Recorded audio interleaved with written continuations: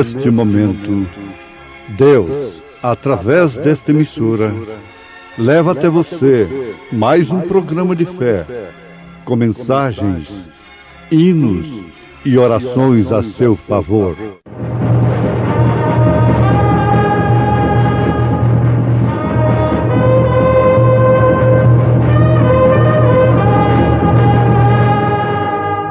Fé para vencer. Palavra fiel é esta, que se morrermos com Ele, também com Ele viveremos. Se sofrermos, também com Ele reinaremos. Se o negarmos, também Ele nos negará. Se formos infiéis, Ele permanece fiel. Não pode negar-se a si mesmo.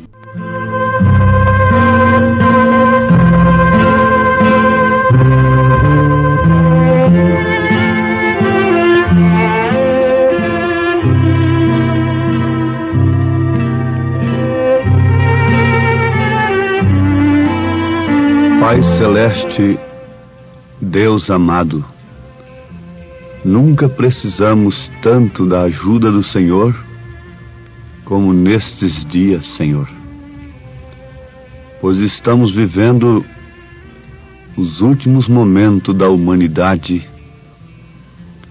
Estamos vivendo, Senhor, à margem do fim de todas as coisas. E por isto, ó Deus, nós precisamos estar seguros em Tuas mãos. E as Tuas mãos não são outras coisas senão a Tua palavra revelada aos nossos corações. Portanto, ó Deus, fala-nos, faça com que ela penetre em nossos corações, fazendo com que sejamos aquilo que devemos ser no presente momento. Que não procuremos a viver de experiências do passado, como Israel tentou muitas vezes, mas que procuremos em tudo estarmos na estatura do homem perfeito.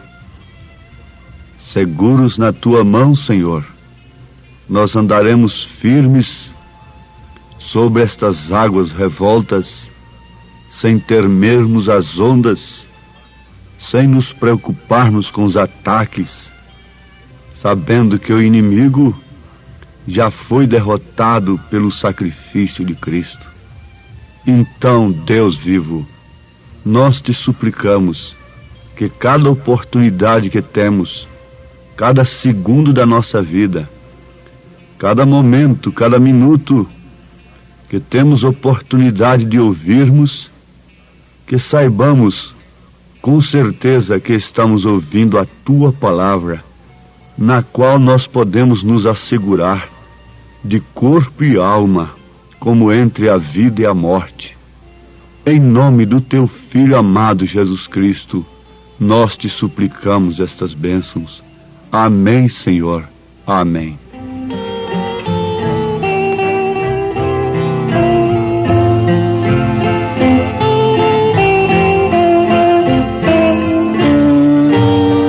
Palavra fiel é esta, que se morrermos com Ele, também com Ele viveremos. Se sofrermos, também com Ele reinaremos. Se o negarmos, também Ele nos negará.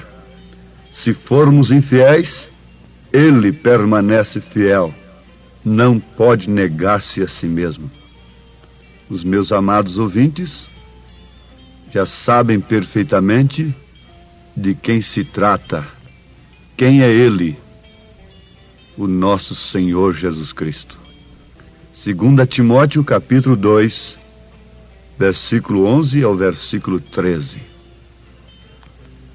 O profeta desta era, na mensagem Estatura do Homem Perfeito, diz: Deus lhe disse, então fique quieto. Se Deus te falou, fique quieto. tenha confiança no que Deus fala. Você deve ouvir a mensagem e distinguir pelo Espírito Santo se ela é de Deus ou não. Se ela não é de Deus, deixe-a. Elias fez esse desafio. Se Baal é Deus, serviu. E se não, então, só o Senhor é Deus? Então vamos servi-lo de corpo e alma, de vida e espírito. Já que provaste que o Senhor é bom e que sua palavra é verdadeira e que nos oferece não somente bons tempos aqui na terra, mas nos promete um descanso eterno, então, por que não confiar nesta palavra? Por que não se assegurar nesta palavra? Se você crê que Deus está te falando, então, deixe tudo de lado e deposite toda a confiança em sua palavra, naquilo que você está ouvindo, como entre a vida e a morte. Descansa sua fé naquilo que você tem ouvido, uma vez que você tem constatado que é a palavra de Deus. Vamos repetir. Se você tem constatado que não é a palavra de Deus, então deixe-a. Procure onde está a palavra de Deus. Ela deve estar em algum lugar, em sua plenitude, em sua totalidade. Quando você tem feito tudo o que a palavra tem lhe mandado, então, ainda que pareça que tudo tem falhado, fique firme, tenha paciência. Esta é a ordem do profeta desta era. Quando você tem feito exatamente como ele tem dito, e ainda assim parece que tudo tem falhado, tudo tem dado ao contrário, ao invés de trazer paz, regozijo, vida frouxa, foi tribulação, a sua obediência à palavra que você tem ouvido. Ela acarretou para cima de si morte, aflições. Então, fique firme, tenha paciência, não se dê por vencido. A paciência é uma prova de confiança e logo a ela vai ser acrescentada a piedade. E o que vem a ser piedade? Nós temos no dicionário da língua portuguesa alguma coisa sobre piedade. Diz que é amor e respeito pelas coisas da religião. Mas há uma frase importante na tradução desta palavra piedade: compaixão pelos sofrimentos alheios. Piedade é um dos degraus da estatura do homem perfeito, ou seja, um dos elos desta corrente composta das 7 naturezas do Cordeiro, que são fé, virtude, conhecimento, temperança, paciência, piedade e amor fraternal. A piedade aqui então toma um lugar muito importante na vida do crente. Desde que ela é amor às coisas de Deus ao invés da religião, em um termo genuinamente espiritual, e desde que ela é compaixão pelos sofrimentos alheios, então o que ela nos causa? Temor de Deus. Foi ali, sim, que o profeta começou a buscar dicionários estudando esta palavra. O que significa piedade? E um dia, quando ele se encontrava na casa de um determinado irmão, aquele irmão tinha um dicionário. E naquele dicionário dizia: piedade quer dizer temor de Deus. Quem tem temor de Deus respeita os nomes das pessoas, tanto na presença como na ausência. Quem tem temor de Deus tem compaixão pelas fraquezas alheias. Nunca explora as fraquezas dos outros. Antes, porém, sofre-as. Por quê? Se é amor às coisas de Deus, então o amor é sofredor. O amor tudo espera. O amor é paciente. O amor é temperante. O amor é piedoso. O amor olha com piedade, com temor de fazer julgamento. O profeta nos mostra que Paulo estava cheio de temor. Ele disse que havia chegado àqueles irmãos com temor. Mas que temor? Temor de ser preso? Temor de perder o salário? Temor de perder a reputação? Não. Temor de desagradar a Deus. Temor de ferir a santidade de Deus. Temor de ferir a presença de Deus em sua vida. E foi uma das coisas que ele mais recomendou à igreja. Não entristeçais o Espírito Santo de Deus, no qual estáis selados para o dia da redenção. Como nós poderíamos entristecer o Espírito Santo de Deus? Seria por não darmos a ele um conforto aqui na terra? O Espírito Santo, estando em nós, está desejando uma boa recâmara para se repousar através do nosso corpo carnal? O Espírito Santo está desejando muita fama aqui na terra através de mim? O Espírito Santo está desejando muita popularidade, muito dinheiro através de mim? O Espírito Santo está desejando que eu enalteça o nome de uma organização aqui na terra? Não, absolutamente não. O que viria a entristecer o Espírito Santo, uma vez que nós estamos selados com ele para o dia da redenção? Seria justamente estas coisas. Nós queremos dar para Deus o que é de César e a César o que é de Deus. Isto entristece o Espírito Santo. Isto faz com que o crente apague o Espírito Santo na sua vida. Isto é resistir ao Espírito Santo. Mas o Espírito Santo veio sobre Cristo. E Cristo era o Cordeiro. Ele a pomba. O Espírito Santo, a pomba é o animal mais puro, mais simples, que voa, que ganha as alturas, enquanto o Cordeiro estava ali, fazendo morrer a si mesmo dentro do Jordão, oferecendo-se a si mesmo. E o Cordeiro é obediente, e quando a pomba veio sobre o Cordeiro, para onde a pomba o conduziu? Para estas coisas que já citamos? Para os palácios? Para os conselhos? O conduziu para o deserto, o conduziu para as aldeias, o conduziu para as praias da Galileia, o conduziu para as montanhas, para as noites frias e gélidas, caladas em oração. O conduziu ao encontro do sofrimento alheio. A Bíblia diz que Jesus tinha compaixão pelo povo, de ver o povo como ovelhas desgarradas, que não têm pastor.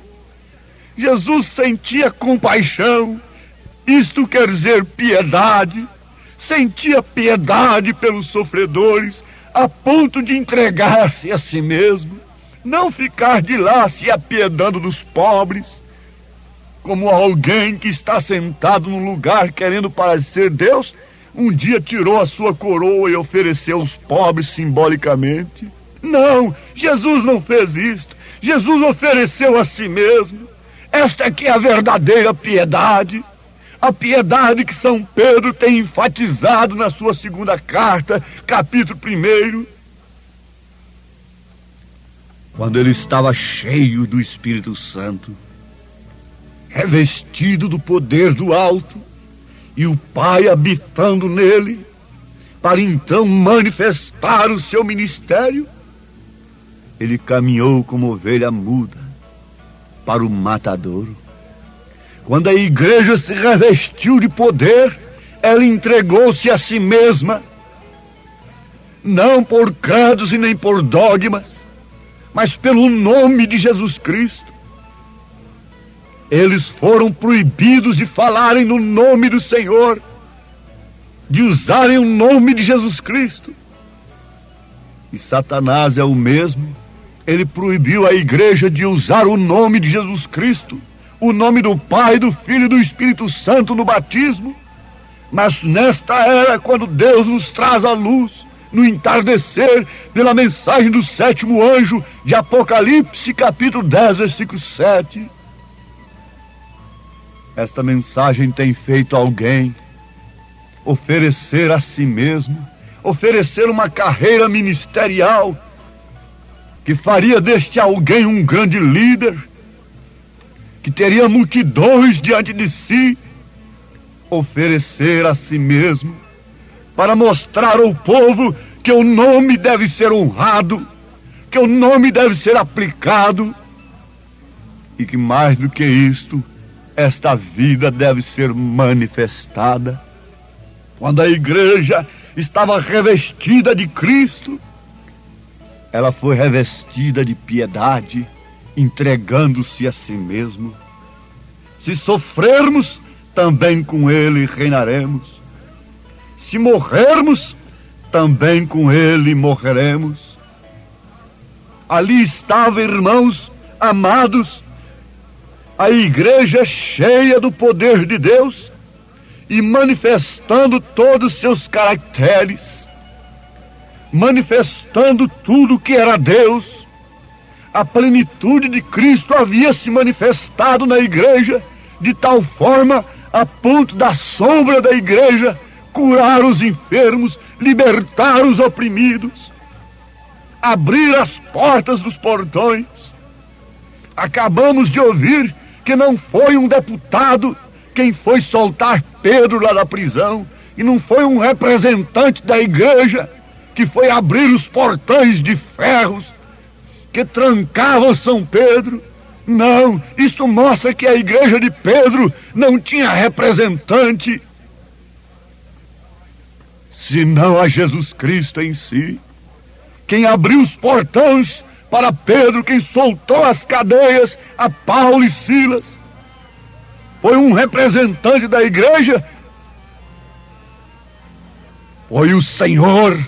Quem deve abrir as portas para você, irmã, quem deve abrir as portas para você, irmão, é Cristo.